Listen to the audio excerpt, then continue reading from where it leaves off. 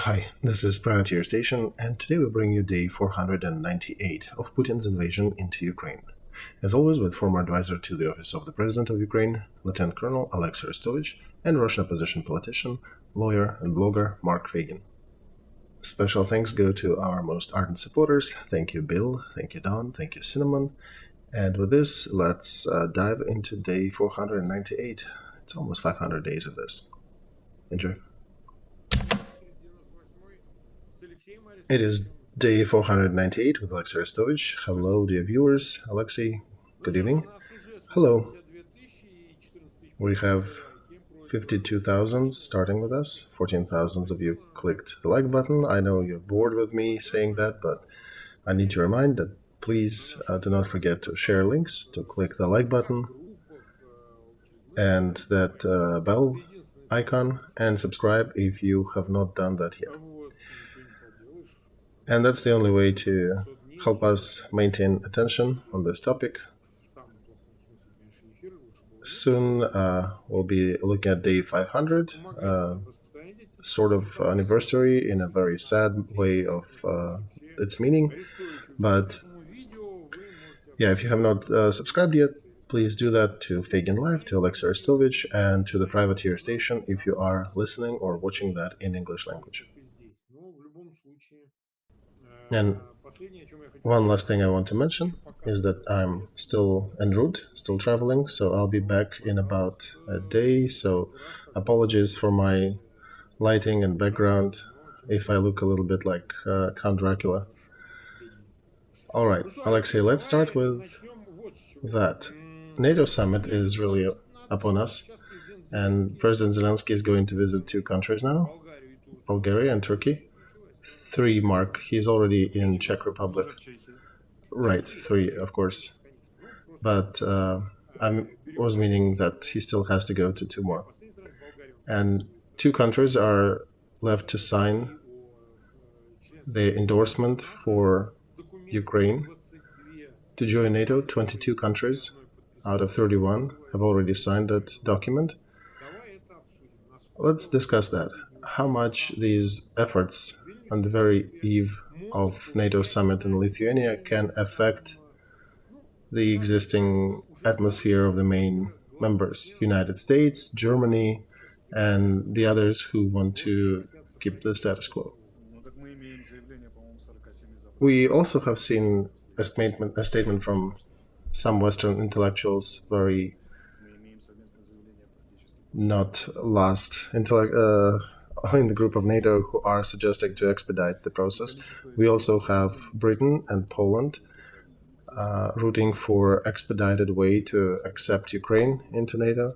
But that means only one thing, that nobody really is going to expedite anything. And that's why we see these special statements trying to change that. We already heard the statement from Biden's administration. One time he said himself, another one of his representatives said that there'll be no change in the position of the United States, and that, of course, we understand that NATO is a collective organ, but United States is the behemoth in this organization, and their statement defines, if not everything, defines a lot. And we understand that there will not be any expedited way. But our diplomats,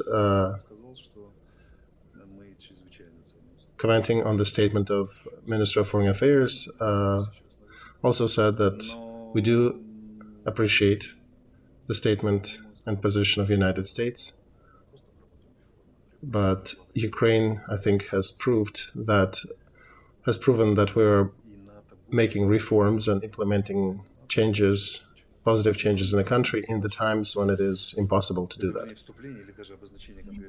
And the fact of having Ukraine being given a date and time of joining NATO can actually affect the flow of this war. And this is still our position. We still don't know if our president will actually visit NATO summit. I still think I'm still of the opinion that we'll get the cold shower in Vilnius. You think there will not be a search for compromise to sweeten it a little? they'll probably try to sweeten something, and they'll probably talk about serious guarantees of security and probably some serious contours, and there might be a package of arms, some new nomenclature, and there's a Ukraine NATO committee. That's a new institutional organization, new organ that allows or actually aims at closing Ukraine with NATO. And we also saw some of the officials who came out and mentioned that they saw the preliminary documents for the NATO summit. They're not expecting any sensations. So let's quote Oleg Nikolenko, our diplomat, once again. I think he wrote it perfectly. I do find his position very close to my own and position of our Minister of Foreign Affairs that he expressed.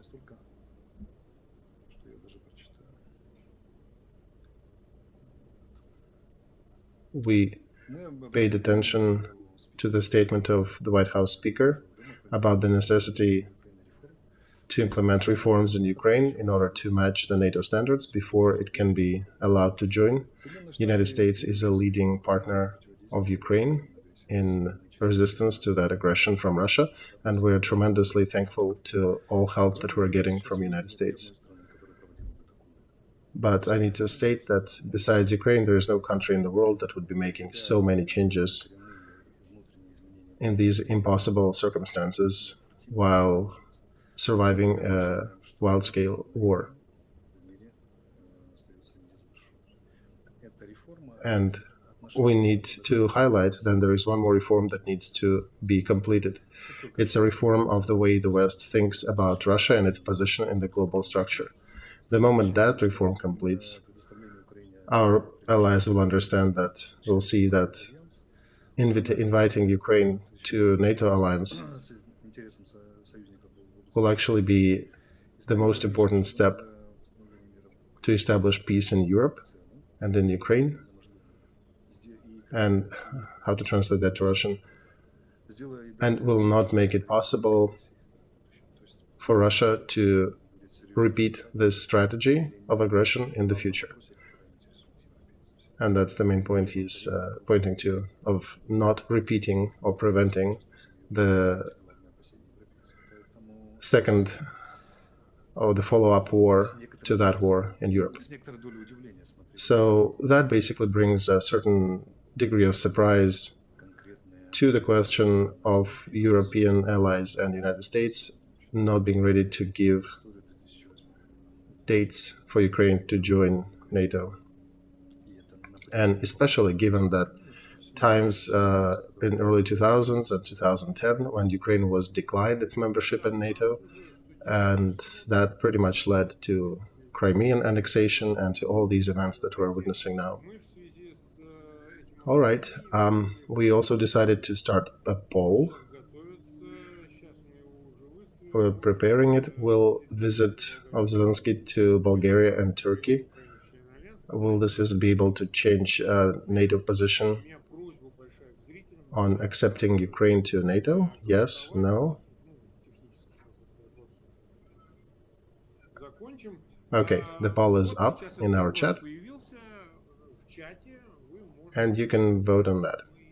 Side note, that feature is available during live streams of Mark and Olexiy.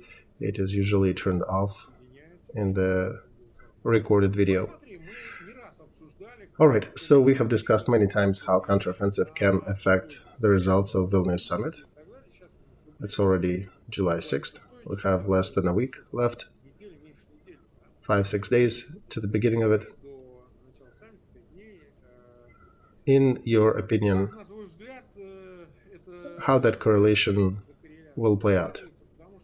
Because in press you can see very polarized estimations of that situation, of the current follow-up, and you can see some media going and stating that everything is following the plan according to Zaluzhny and his statements, and others criticizing everything. So how would you judge that position of the press? Well, Mark, here it's quite a bit less to be worried about. First of all, that nobody, I think, believed that we'll be run into Crimea during the first 2-3 weeks of counteroffensive.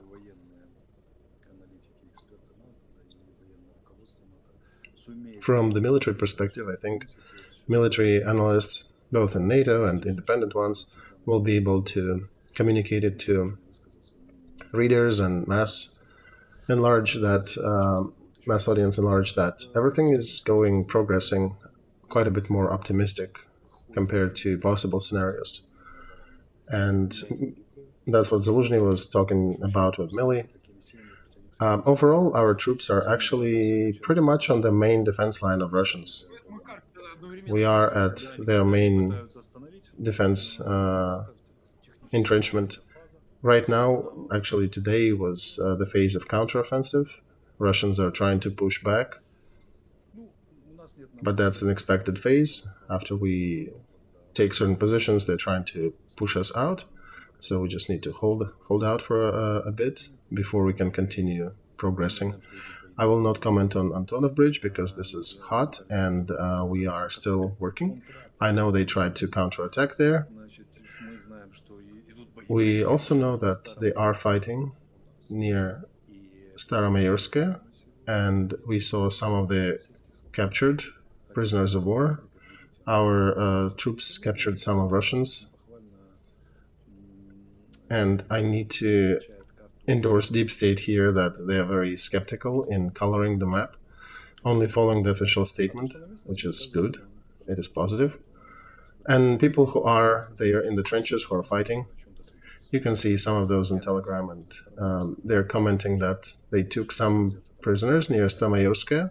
This is the upper one diamond, this diamond that Mark is highlighting, or Konstantin is highlighting with mouse. The first one, so that they don't appear from nowhere, right? So it means that there is something happening in that settlement.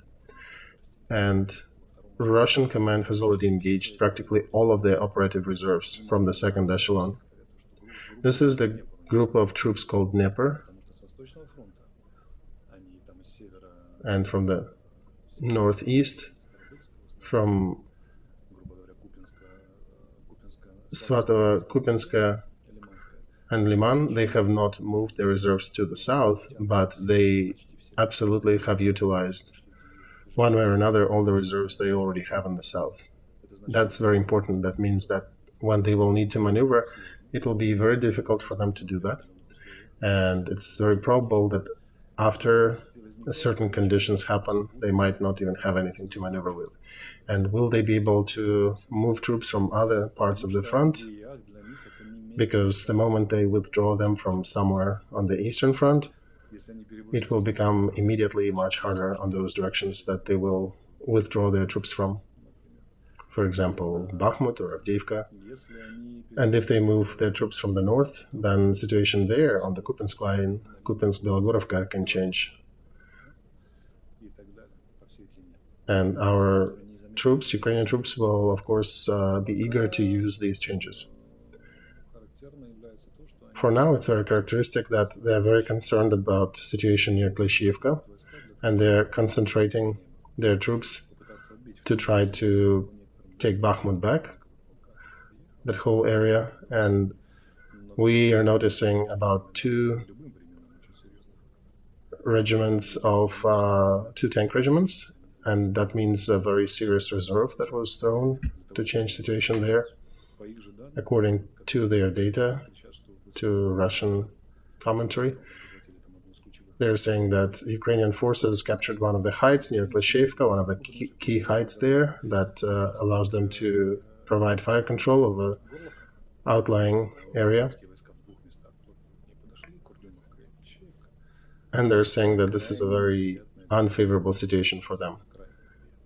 In fact, it means they crush the crumbling of the southern face of their defense near Bakhmut, and it poses a question if they are going to leave Bakhmut.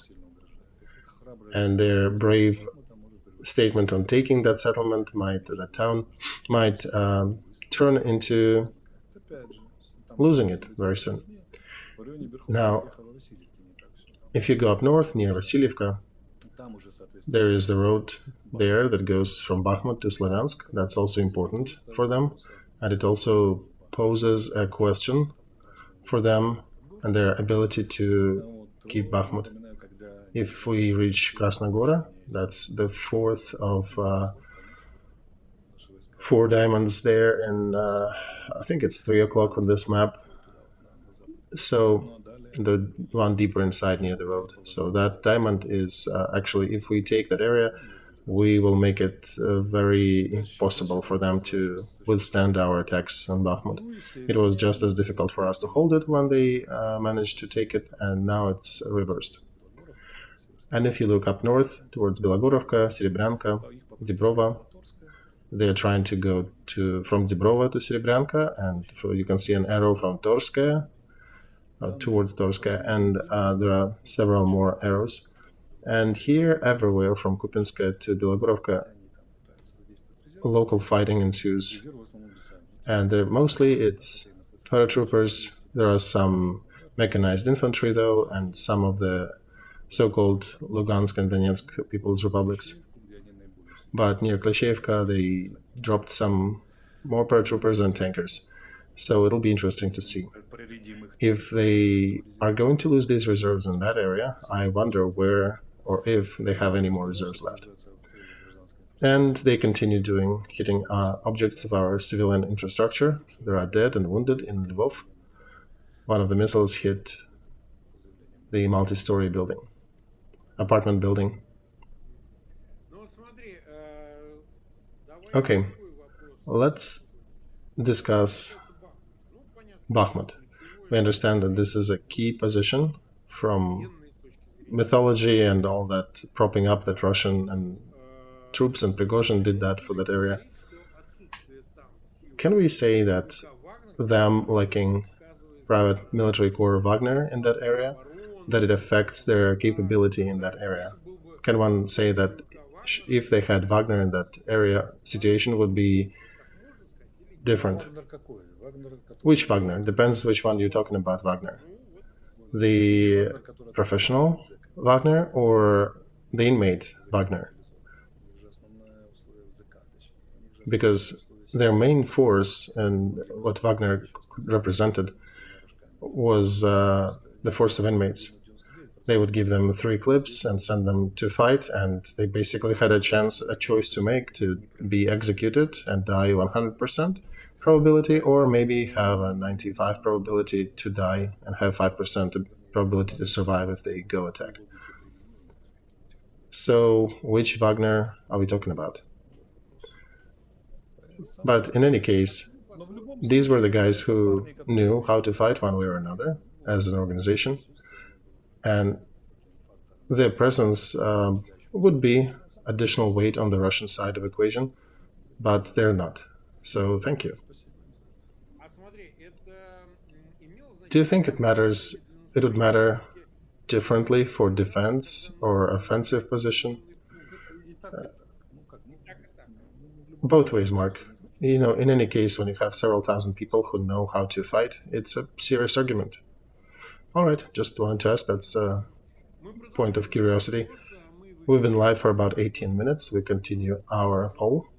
Can visit by Zelensky to Bulgaria and other countries change it? Yes, 26%. No. His visit to Bulgaria and Turkey will not. 38% say no. And will have no influence, 36%. We'll have about 35,000 users who voted. And this is not scientific, but this is important for us to see what you guys think. All right. There appears to be quite a bit of a hustle near United States statement about supplying some of the cassette-type ammunition to Ukrainian forces. Publicly, nothing is stated. And publicly, last thing we saw about that some shipments will be concealed. They'll go in a concealed mode, so do not expect to know everything that is being supplied. So speaking of these cassette-type munitions, as we understand, Russian side is using them. Can this somewhat equalize or affect the situation on the front? Because I think in Bloomberg there was a release that Ukraine has more tanks on the front than Russia does. They're saying that Ukraine has 1,500 tanks versus 1,400 tanks. And of course, we understand that's probably approximations, but it appears that there is some parity, at least in this type of munition and type of equipment. Yes, Mark, they still have more artillery guns and more people they can concentrate in localized areas. And we have, why is that? Is that they have a front to cover about 1,200 miles, 1,200 kilometers actually, to cover of the front, while we have to cover over 2,500 kilometers. Because we do have borders with Transnistria, we do have borders with Belarus, we do have borders with Russia where there are no hot fighting actions, but we have to keep our troops everywhere. We have to keep them on the Black Sea, we have to keep them near Belarus border, we have to keep them in Transnistria. And even though we have more troops in our military, they manage to create certain localized advantages. And they still have more artillery guns than we do. That's why our troops, if you noticed, concentrated on destroying the artillery positions in the south. That was the statistics, and this we discussed in earlier streams. And the fact that Ukraine has now more tanks, and we're also getting new contracts with Germany and other allies, that's an interesting statistic. That Russia, that started with 3,500 tanks, now only has about a third of it left. Finally, is discovering that they have fewer tanks than Ukraine. Russian war is depleting Russian potential to the bottom. And we understand that there is a technological advantage difference between Ukraine and the West and the countries supporting Ukraine and Russian military-industrial complex that is just failing to compete in that struggle. And of course, I think that Russian command could only see it in the nightmare when Ukraine has advantaged one of the key components of the military equipment. But overall, they still have a lot more aviation, helicopters and jets, both quality and quantity. And there was a glitch here in connection. They reestablished it. All right, the next topic. Oh, the one that we were talking about the cassette munitions. Human Rights Watch said they're not recommending to supply cassette munitions to Ukraine.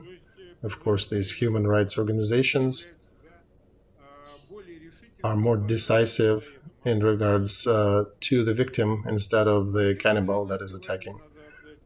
And I think we need to mention that all these Right Watch organizations like United Nations and Human Rights Watch, they showed themselves in the most negative light.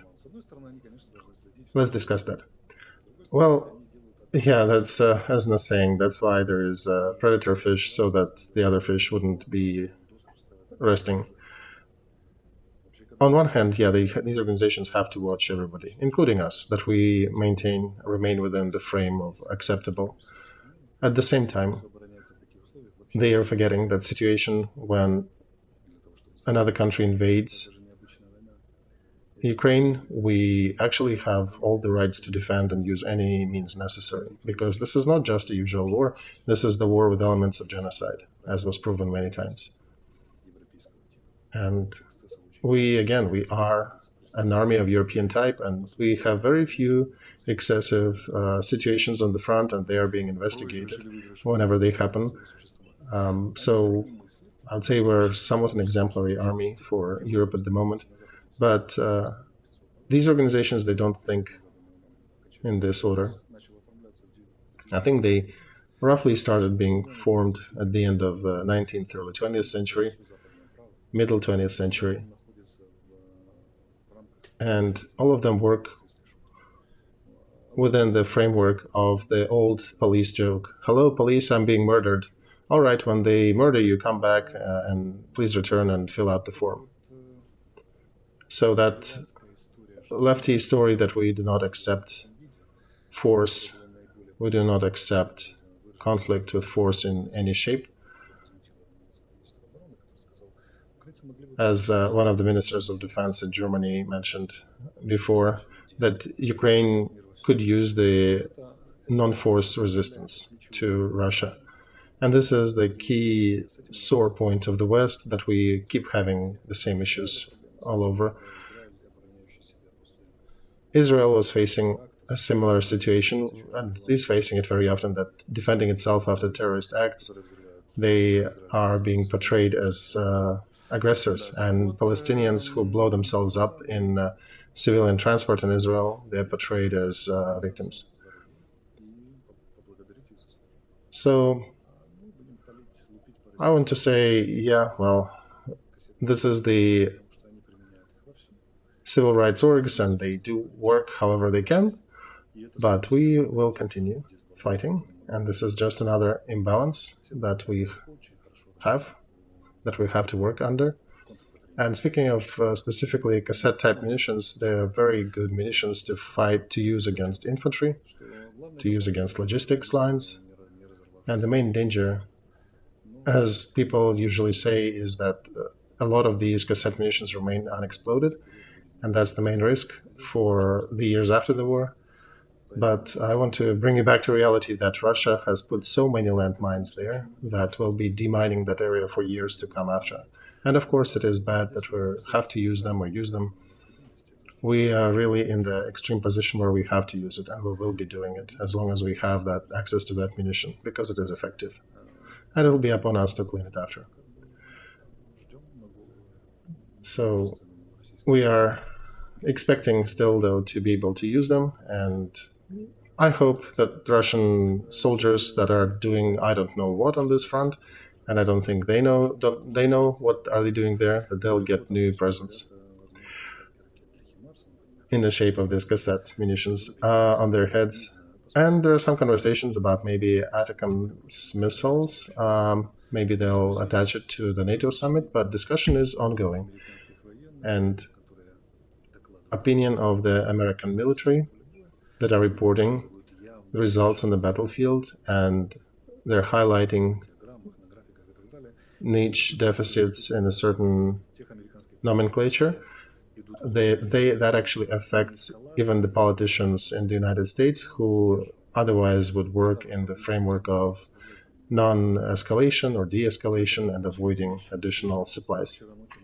By the way, speaking of supplies, we blew up a warehouse in Makiivka, which had a ton of Russian supplies and munitions there, and that immediately found a reflection in the situation on the front. Right now, we definitely see the lull in the number of shells and active munitions being used against us on the front and in the settlements near the front. And that's just a warehouse that's immediately adjacent to the front line, just a few dozen kilometers away from it. But imagine if we reach the warehouses 300 kilometers out. Because, first of all, you destroy those munitions. They cannot come to the battlefront in time, and whatever they still have left, they will be forced to hide it better, to separate the locations, to store it in different places, and that will affect the way how often, and how regular are these munitions being supplied to the Russian side of the front. So it's also a good point that if one would be supporting Ukrainian military, you would want to have some diagrams to have parity on different range of munitions with different range of reach, so you do not have severe gaps that you can reach a certain mileage and then you're missing some other radius.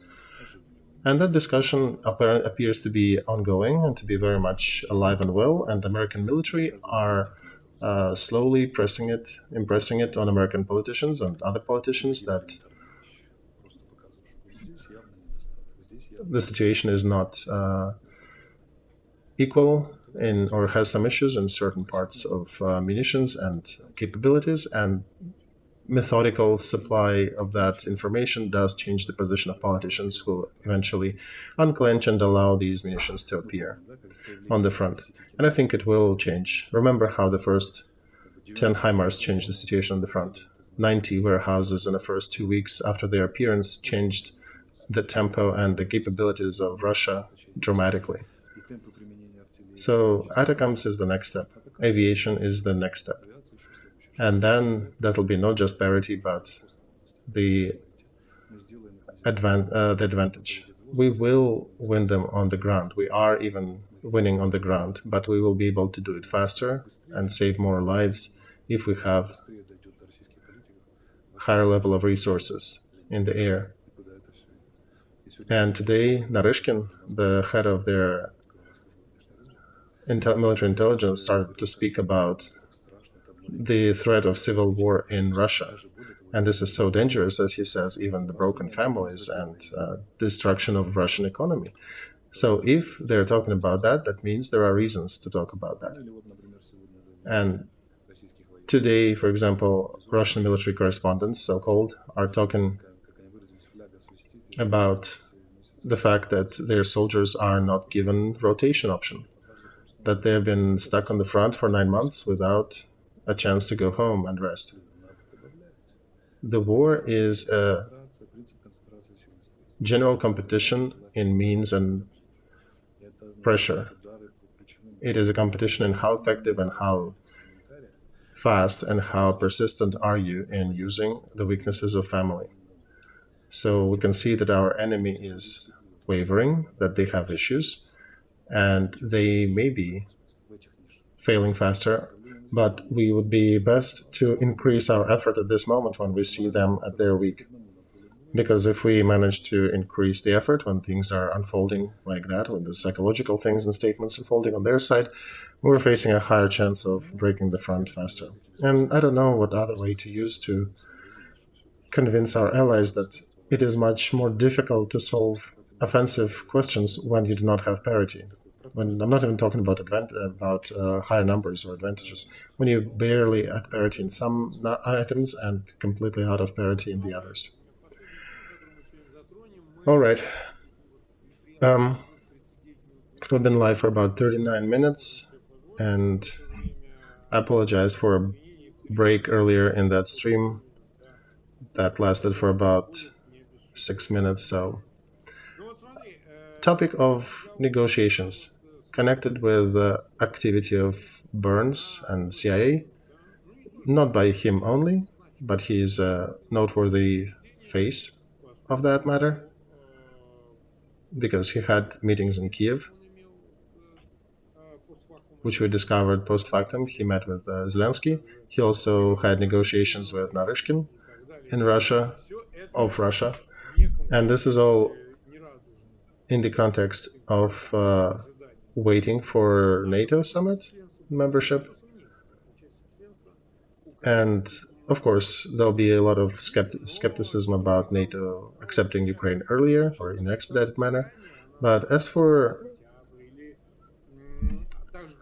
negotiations, for now, we see that as being pushed somewhere towards September. It is moving by some weird sine wave.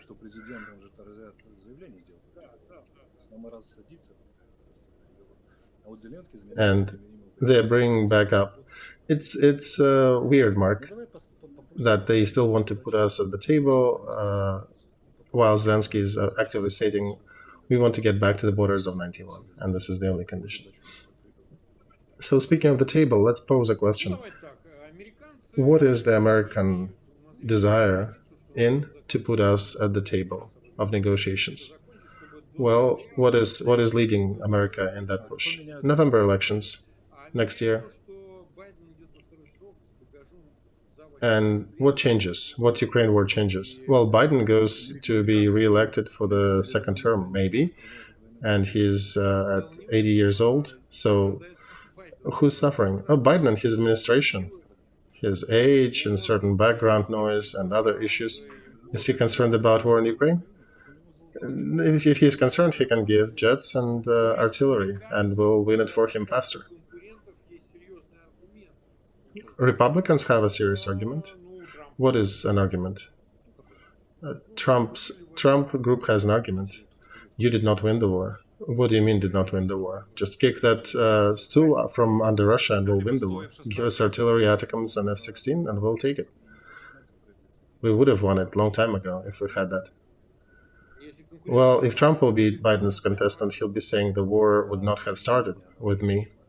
Yeah, but it's a childish argument because the war already started. We are fighting it. And I don't understand why Burns needs negotiations between Russia and Ukraine. So why do you think he's peddling it? Okay, so if, for example, they manage to stop any hot action on the front and put us at the discussion table, and part of the territory is going to be occupied, this is an argument for the Trump side then hey, you lost Afghanistan in your efforts, and now all your war in Ukraine is lost as well, and where did you spend money? And Russia annexed a big chunk of Ukraine. Their retort can be that they allowed Ukraine to save its sovereignty. Yeah, but it's a weak argument because every day there'll be new butchers and new tortures on the new occupied territories. I would be using every square foot of the occupied territory to attack my opposition if I was running for president in the United States. So from that point, it doesn't mean it's a weak argument. But of course, we understand they'll use anything. They'll use not enough offensive action, or their Biden's opposition can use that, or can use the other angle that everybody needs to sit down at the negotiation table. So the only way for strategy for Biden administration to win is actually to aid us to win this war. That's the only winning position they can take. And for me, it's obvious we are not talking about any negotiations, because any negotiations gives advantage not only to Russia, but to Iran and to China, because that sends a message that you can use force to achieve your own goals in the international arena. And of course, it'll give more force to Moscow, that in 2 or 3 years they'll start another wave. And in between, they will not be solving something remote. They'll be solving an issue of closed Baltic Sea, of Balkan countries, and intervening into the United States politics, domestic and international. Is that what the United States aim to get? Which bonuses can one get from demented regime that is being threatened by its ex-chefs whenever they gather several thousand troops, and that regime is fleeing like rats from a sinking ship? So I'm going back to the statement of our Ministry of Foreign Affairs, the statement about Moscow centrism of American politics, which sometimes borders with Moscowphilia in some American politicians. That isn't that one of the key components of American politics that is so outdated that needs to be replaced? I'm not talking about Kiev, it becoming Kiev-centric. We're not behaving as an organization that can provide complete security for Europe by itself, but unlike Moscow, which is exactly directly threatens to security in Europe and had started that bloody war here, at least we are trying to stop it. But the obvious Moscow-philiacs or Moscow centrism in the American politics is the main negative factor in this war. Signed, main negative factor in this war. American school of politics misunderstands the situation, makes wrong conclusions, which Russian side is using immediately, trying to pull them into negotiations and trade in for different bonuses, and creating illusions that they can use armed threats to achieve their goals in this war. And who trusts who trusts Moscow in their statement? But the problem is not in Moscow. The problem is in the head of Americans who are making mistakes in judging that situation. This is one of the main problems of what's happening. And this is the most important factor: mistaken logic of the whole geopolitical school of the United States in regards to Russia. Well, for today, I think that would be it. We've been live for about 47 minutes, including the break. We'll cut it out of the final recording. We're finishing our poll if Zelensky's visit to Bulgaria and Turkey can change position of NATO on accepting Ukraine into its ranks. Out of 66,000, yes, say 27%, no, 38%, will not affect 35%. So majority says no. And we're concluding that poll. 365,000 watching us, 75,000 already clicked the like button. Big ask to our viewers, please continue sharing links to that stream. Mark, I also have 65,000 on my channel. All right, that's a good sum total. Do not forget to click the like button and subscribe to both Feygin Live and to Olexiy Arestovych, and to the privateer station if you are listening or watching that in English and have not clicked that button yet. On Saturday, we're doing our next stream. Thank God I'll be in our stationary studio. Olexiy will be 10 p.m., right? 10 p.m. Ukrainian, Kiev time. And it will be day 500, a special stream. We might do it a bit longer. And also, it'll be a 50th birthday of Valery Zaluzhny. Oh, my God.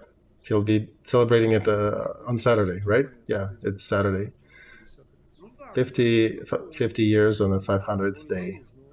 And okay, we can perhaps focus it on Zaluzhny as well. We'll come up with a name for that stream. Anyway, Olexiy, thank you, huge thank you for participating despite all the technical issues that we face. Apologies again, I have to mix my business trips with this. Mark, do not apologize for that. And Mark, let me tell you a little bit about the psychological aspect of it. When you're turning to your viewer, you need to keep an avatar of the audience you're talking to. And it makes sense to make the avatar a bit on a higher spectrum. So you are being watched by smart people who understand what's happening. So you need to apologize for some faulty language or foul language or some mistakes that you made. Nothing happened. You're in a hotel. It's internet. Smart people understand things like that happen. So treat our audience not like a supermarket audience where you just capture their attention by circumstance. Right. I have a romance with my viewers. And you know how Arab people are saying, you said once, I believed you. You said twice, I started to have concerns. You said thrice, I am definitely not believing you. All right. I'm just saying I'm stimulating my audience and I will not elaborate on how. See you on Saturday. Goodbye.